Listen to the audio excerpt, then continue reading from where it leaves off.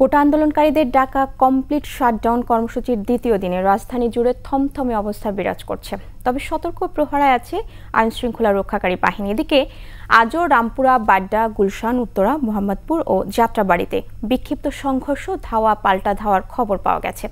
এ সময় বিভিন্ন সরকারি স্থাপনায় চালানো হয় তাণ্ডব। আর এসব সহিংসতায় শিক্ষার্থী নয়, সরব উপস্থিতি ছিল বিএনপি জামায়াত কর্মীদের।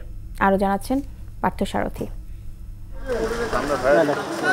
রামপুরায় বৃহস্পতিবারের সংঘর্ষের জের ধরে বিজিবি ও আন্দোলনকারীদের মধ্যে ধাওয়া পাল্টা ধাওয়ার ঘটনা ঘটে।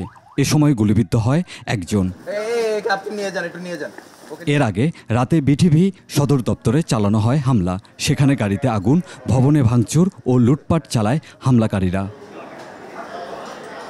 এছাড়া রাজধানীর বিভিন্ন পয়েন্টে চলে আইন শৃঙ্খলা রক্ষাকারী বাহিনীর সাথে আন্দোলনকারীদের ধাওয়া পাল্টা ধাওয়া।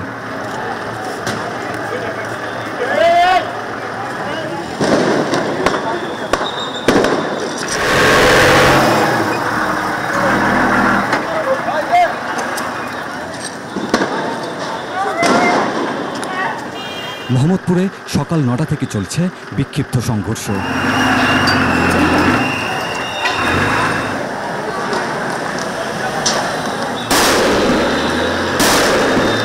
পুলিশ বলছে আন্দোলনকারীদের মধ্যে শিক্ষার্থীদের উপস্থিতি নেই, বরং যোগ দিয়েছে বহিরাগতরা।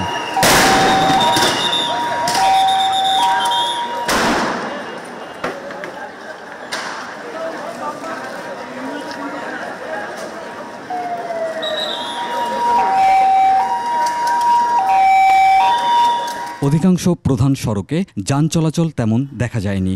প্রায় প্রতিটি এলাকায় থমথমে পরিস্থিতি বিরাজ করছে। তবে সতর্ক পাহারায় আছে আইন শৃঙ্খলা রক্ষাকারী বাহিনীর সদস্যরা। পার্থসারথী, ২১ টেলিভিশন, ঢাকা।